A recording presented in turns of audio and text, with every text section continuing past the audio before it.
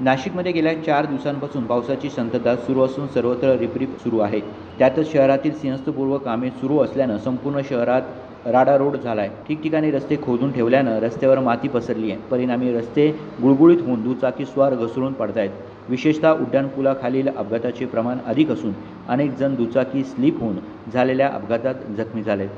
उड्डाणपुलाखालील दुभाजकांमधील माती रस्त्यावर आल्यानं रस्ते गुळगुळीत होऊन त्यावरून दुचाकी घसरत जातात. द्वारका चौकात अपघात होण्याचं प्रमाण सर्वाधिक आहे. तशीही दरवर्षी ही समस्या असून त्यामुळे दुचाकीस्वार हैराण झाले. माझं नाव राज दिवरे. मी आज पंचवटी कॉलेजला आहे, बीएससी ॲग्रीला. मी कॉलेज करून द्वारकेला जात होतो तेव्हा ते इथं चिखल आहे भरपूर, त्यात गाडी आदळली, माझी गाडी स्लिप झाली.